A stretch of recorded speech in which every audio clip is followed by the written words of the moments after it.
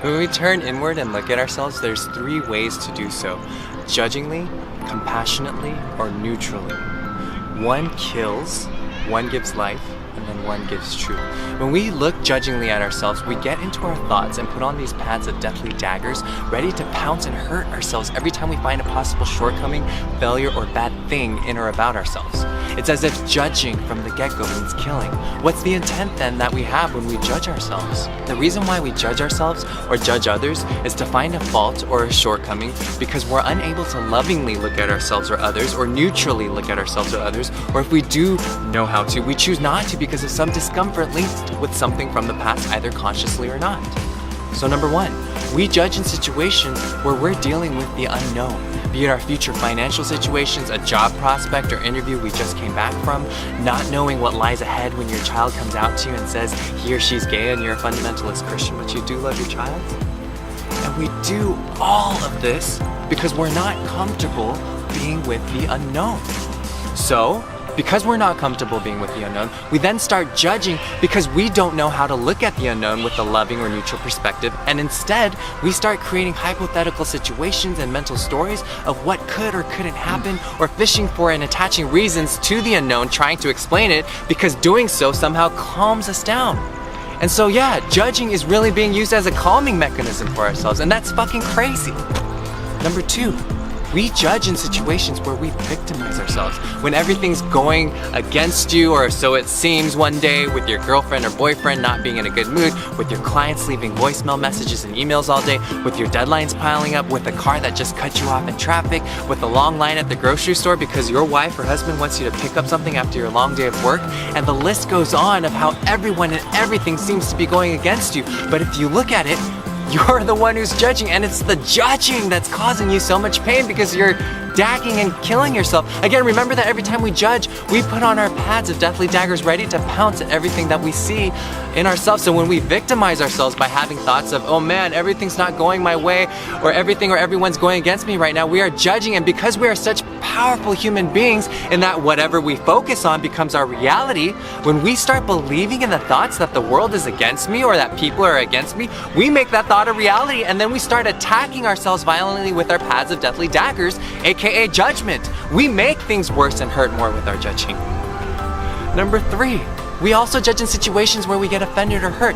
Yes, we get offended or hurt at the moment when we're triggered by what someone says or does, and interpret that statement or action into our own mental narrative or story by firstly judging that person's motive for the statement or action with pads of deathly daggers, with our lenses where we put ourselves as the center of the world when interpreting every daily action or life event that they've done, and then connecting that judgment and person's statement or action with a past memory, thought, or feeling we had where we felt unloved and less worthy or less valuable, when we don't even know in what context or where the other person was coming from with that statement or action that he or she made, and then actually reliving that past memory, thought, or feeling consciously or subconsciously, when in actuality, in the present moment, the conditions that existed then in the past are no longer here even. How crazy can that be?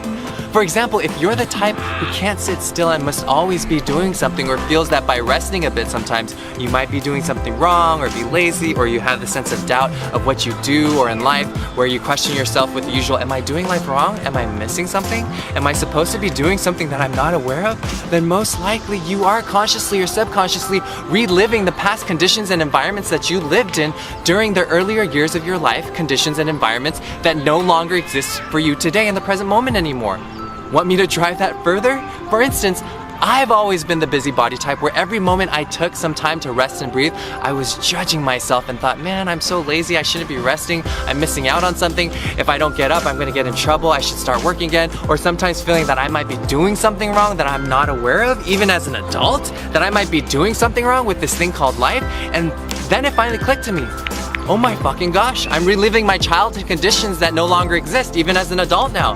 I was abused till 18 years old, in constant fear of my dad always tiptoeing around the house, trying not to piss him off, or else the whole house would end up in screaming, yelling, crying, bruised faces, arms, legs, swollen eyes, blood, broken glass furniture, all because my dad didn't know how to deal with his insecurities and areas where he lacked love for himself, because he was carrying all of the baggage from his childhood as a kid with a physical deformity. So it's crazy. We don't even know why we do the things we do, and why we react the way we do, and why we feel or think the way we do. Are we living life always reacting based on conscious and subconscious ties to reliving our past conditions and environments, and not truthfully experiencing and responding to everything completely in the present with 100% of us, all of us here in the present moment? I am not that scared or hurt child from my past conditions anymore. And it's these realizations that need to occur where healing is able to fully start to happen. And once that healing is able to happen, we're able to see more life more clearly, and then our lens get cleared of the accumulated debris of conscious and subconscious hurt and forced upon values for over the years. And then number 4, we also judge when going to a party, a family friend gathering, or on social media. We care about what others may think of us, or how we look in front of others, or how we look according to our own standards for ourselves, and etc. And they're all the same. The moment we start judging again, we put on our path of deathly daggers, and every time we see something we don't like about ourselves, we start attacking ourselves. And you might say, well, no, we start judging because others are judging me first, so how can I not? Well, even if those others are judging you, their opinions really don't matter in your universe unless you let them and truly believe that their opinions about you are accurate and true and determining your self-worth and value when they've only known you for a few hours or a few days or a few months, cumulatively at best, out of the entirety of your life in comparison to the years that you've lived and have become acquainted with your own self. They know you better than you know yourself. That's crazy. So the only reason why people's opinions about us matter to us is because we honestly don't have an opinion about ourselves. And because we don't, we're looking to other people for that validation. So now, what do we do with all of this judgment, now that we know? The moment we judge ourselves, the moment we judge others, the moment we judge situations and then try to resist, avoid, ignore, or prevent, the more we start attacking ourselves with these paths of deathly daggers, and the more we suffer. We're lost in our thoughts and judgment. So then what other options do we have? We have the choice to changing that judging eye and mind into a self-compassion, compassion-giving eye and mind. And we can learn more about that next week. So come back next Saturday for the next video, changing your judging eye and mind to a self-compassion, compassion-giving eye and mind. Because it's gotta stop. We have to stop judging ourselves and judging others. It's deathly, it's cancerous, and it'll kill you. So stop judging.